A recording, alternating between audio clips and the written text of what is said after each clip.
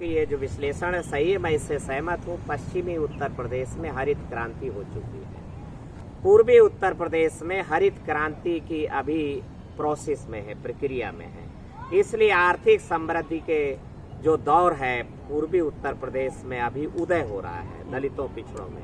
पश्चिमी उत्तर प्रदेश में, इसलिए पंजाब से लेकर के पश्चिमी उत्तर प्रदेश तक सामाजिक अपमान का दंश उतना ज्यादा नहीं है जितना ज्यादा पूर्वी उत्तर प्रदेश, बुंदेलखंड, छत्तीसगढ़ और बिहार के इलाकों में है, मध्य प्रदेश के इलाकों में है। तो ये रहेगा, पर मैं सचेत करना चाहता हूँ नौजवानों को और आपको भी कि हमें निश्चित रूप से आपको जो भारत की समाज व्यवस्था है उसको बदलने का अभियान चलाना होगा। भारत की समाज व्यवस्था ही आर्थिक गैर बराबरी को जन्म देती है। भारत की ऊर्ध्वाधर खड़ी हुई समाज व्यवस्था छुआछूत को, अपमान को, बेइज्जती को, बलात्कार को, हत्या को जन्म देती है। क्योंकि मनुस्मृति, मनु विधान बलात्कार को प्रोत्साहन देता, लिखित में प्रोत्साहन देता है। मनु का विधान 10 शूद्रों की हत्या करने को क्षम्य अपराध घोषित करता है कि इसके कहीं ट्रायल नहीं होगा, सुनवाई नहीं होगी। और याद रखें, भारत में अभी भी सोशल ऑर्डर, सोशल लॉ लिखित में समाप्त हो चुका है, पर व्यवहार में अभी भी जारी है। इसलिए आपको भारत की समाज व्यवस्था को बदलने के लिए, अगर आपने भारत की समाज व्यवस्था को बदलने का अभियान चलाया और बदलने में कामयाब हो गए, मानवर कांसीराम जी बदल नहीं पाए थे, वो इसको तिरछा करने में कामयाब हो गए थे। इतना करने में कामयाब हुए तो भारी अमृत वर्षा दलितों, पिछड़ों, आदिवासियों के ऊपर हुई और उन्होंने सुखानुभूति महसूस किया, उन्होंने आनंद को महसूस किया, उन्होंने बहुत ही आजादी को महसूस किया, फील किया कि हमें उन्मुक्ति मिल गई है। आर्थिक उन्मुक्ति भी की तरफ लोग अग्रसर हुए। इसलिए अभी उन्होंने यूं नहीं कर पाए थे, वो यूं टेढ़ा कर दिया था। तो इसलिए हमें, हमारा जो बड़ा अभीष्ट है, हम राज सत्ता क्यों चाहते हैं? हम राज सत्ता इस देश की समाज व्यवस्था को बदलने के लिए उपयोग में लाना चाहते हैं, पर यहाँ मूर्खों ने राज सत्ता को, लोकतंत्र को हैंडपंप लगवाने में इस्तेमाल कर डाला है।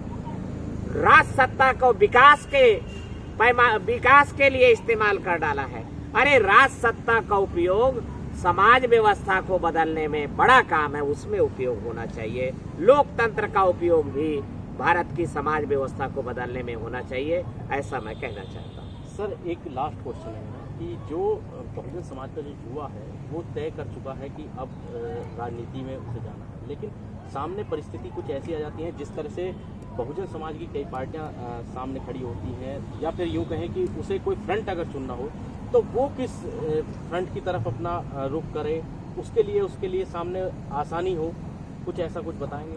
नहीं, निश्चित रूप से देखिए, दिया अनेक जलते हैं पर निरंतर वही जलेगा जिसमें तेल होगा, जान होगी। और निश्चित रूप से भारत की जनता इतनी जागरूक हो भी रही है कि जो चरित्रवान लोग हैं, सीलवान लोग हैं, वही जिंदा रहेंगे, वही बचेंगे, आगे बढ़ेंगे। जो चरित्रहीन लोग हैं, सील विहीन लोग हैं और लफंगे हैं, हुड़दंग मचाते हैं, वो व्यवस्था के द्वारा और समाज के द्वारा हाशिए पे ढकेल दिए गए।